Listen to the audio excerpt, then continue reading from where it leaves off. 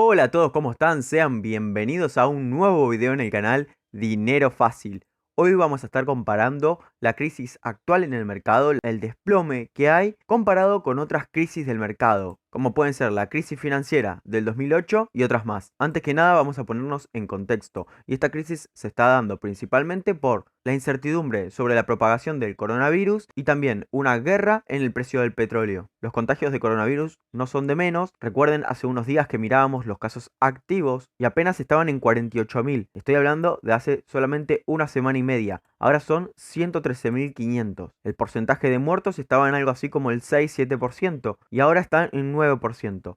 Yo creo que hoy, el día 18 del 3, cuando se presente los nuevos números del país de Italia, este porcentaje va a llevar un 10%. Y esto solamente es sobre los casos cerrados, que son 91.000. Si el día de mañana se cerraran todos los casos con este mismo porcentaje, estaríamos hablando de más de 20.000 muertos por este virus.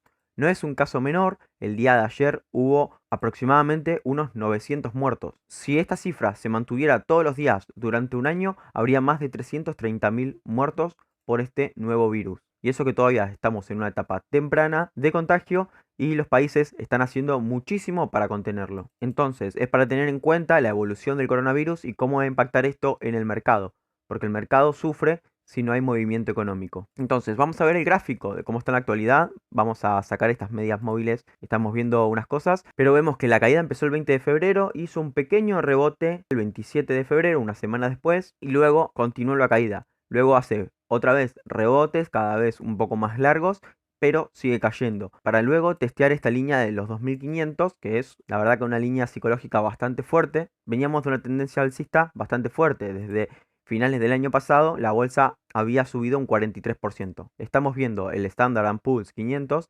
porque es el índice que mejor refleja al mercado real. Se está dando lo que decíamos de ir testeando varias veces la línea de tendencia, pero creemos que va a terminar quebrando a la baja. Para hoy esperamos unas caídas un poco más leves que las de anteayer, pero de igual manera caídas al fin y al cabo. Entonces estamos hablando de una caída desde el 20 de febrero hasta ahora del 25%. Justo que estamos hablando se dio la caída que estábamos nombrando, algo como un 5%, que es lo que acabamos de ver, y se da hasta un 30% la caída del mercado en esta crisis del 2020. Pero, ¿es la peor crisis que sufrió el mercado? Vamos a ir un poco hacia atrás, un poco y bastante más hacia atrás, para analizar las otras crisis del mercado. Lo que estamos viendo en pantalla es el gráfico que ocurrió en la crisis financiera del 2008. Esto se originó con una crisis inmobiliaria en Estados Unidos que arrastró a todas las demás economías junto a ella. Las principales causas fueron corrupción y no haber control en los bonos ni créditos hipotecarios que se brindaba a la gente. Por lo tanto, todo eso llevó a una burbuja inmobiliaria que terminó estallando y generando gran recesión en varios países. Vemos que desde que cayó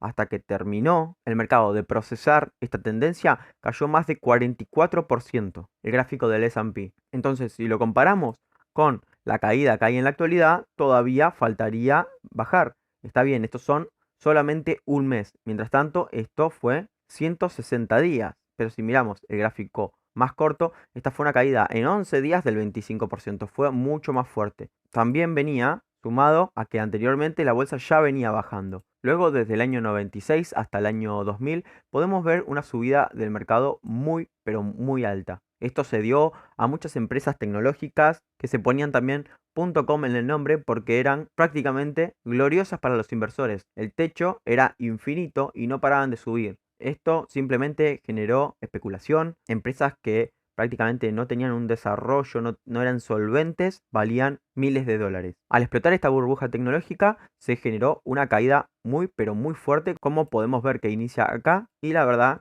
que tardó mucho tiempo en terminar de caer la bolsa. Otra vez vemos una caída del 44% casi, y en el corto plazo vemos una caída de por lo menos 20%. Hasta ahora ya se va dando varias veces que en el corto plazo es una caída del 15 al 20% y luego a largo plazo terminan siendo un 40% abajo. También vemos que todas venían de una tendencia alcista previa. Esto nos da a saber que mientras más alta es la suba, seguramente más inflados están los precios. Por lo tanto, luego el mercado corrige todo eso y los inversores terminan chocando con la realidad. Vamos a ver también otro gráfico que es del crack del 87, donde en un mismo día hubo una caída del 22%, siendo esta la peor caída en la historia de la bolsa, en un solo día. En un contexto económico en Estados Unidos donde había demasiado gasto público para financiar guerra que en realidad nunca existió, también hubo un gran desarrollo por parte de Japón por el lado tecnológico. Comenzaron a crearse las primeras máquinas de trading automatizado. Entonces, había máquinas que operaban en la bolsa. Al haber un fallo de esto, generó un efecto dominó que hizo que los valores de los activos cayera enormemente, generando esto una pérdida del 28% en solo 6 días. En una semana, 28%. También podríamos analizar el crack del 29, pero eso ya es un tema mucho más complejo y los gráficos que hay no son tan claros, no son diarios ni con velas como podrían ser estos que les mostré. Entonces, ¿qué podemos analizar de los casos anteriores que nos pueda servir? Bueno, podemos ver que venía con una tendencia previa alcista, al igual que todos los otros casos. Podemos analizar que en el corto plazo la caída viene siendo de un 30%, pero en ninguno de los casos anteriores la caída fue de más del 43%. Entonces, eso podríamos tenerlo de referencia. Si nos ponemos a analizar las velas, fíjense que las velas rojas, si bien no siempre tienden a ser cada vez más cortas, las velas verdes sí tienden a ser cada vez un poco más grandes. Entonces, podríamos empezar a ver rebotes un poco más significativos que las caídas. Esto podría decir que va a empezar a lateralizar. Obviamente esto puede ser totalmente opuesto a lo que ocurra porque todo depende de la evolución del coronavirus y de la guerra con el petróleo. Esto puede estabilizarse porque el mercado siempre tiende a estabilizarse cuando hay un poco de calma, pero solamente podría ser el ojo de la tormenta donde está esperando para dar una caída aún más fuerte. Incluso podemos llegar a ver un par de velas verdes, al igual que esta semana de acá de febrero, en la que va a remontar un poco la bolsa para luego terminar de caer otro 10 o 15%. Entonces yo le diría que esperen un poco más para terminar de confirmar estas subas. Mientras tanto, aprendan cómo hacer rendir la liquidez, el dinero que tienen disponible, para no perder contra la inflación argentina. Vayan a ver el último video que les hice si no saben cómo hacerlo. Fíjense que desde que les dije que lo que iba a ocurrir era un rebote, la bolsa cayó otro 11%. Está bien que sean rebotes, pero no podemos ir adivinando el rebote de cada día. Es muy complicado eso, pero sí podemos analizar lo que puede llegar a ocurrir a un par de semanas o un mes, siempre siguiendo obviamente el contexto social y económico que se va dando en los países, la emisión de diferentes países. Por ejemplo, Argentina va a emitir dinero, pero no va a ser lo mismo que si lo emite Estados Unidos. Estados Unidos emite mucho, pero tiene respaldo para hacerlo y una moneda muy fuerte. Si Argentina lo hace, seguramente se genere inflación, lo que va a generar una devaluación del peso. Todo para analizar. Algunos me preguntan si el dólar puede llegar a subir. Sí, puede llegar a subir. Lo veníamos diciendo desde el 1 de febrero hasta cuando hicimos el último análisis subió un 5% y ahora debe haber subido mucho más por el simple hecho de que el peso se devaluó mucho más con esta crisis contra el dólar. Espero que el video les haya gustado, más o menos para que aprendan también un poco del pasado de la bolsa. No podemos saber siempre el futuro, pero si vamos para atrás podemos ver más o menos cómo fueron los movimientos en cada crisis. Por ejemplo, podemos ver que no se superó un 50% de caídas en estas crisis tan famosas. En el crack del 29 fue un poco diferente, pero hubo un contexto mucho más complicado, donde las acciones se vendían a crédito, la gente no tenía para pagarlo, todas las cosas que poseía, entonces era algo totalmente desmedido, sin control, era mucho más caótico que un coronavirus o una guerra de precios. De ahí la gravedad del crack del 29 que llevó a la Gran Depresión.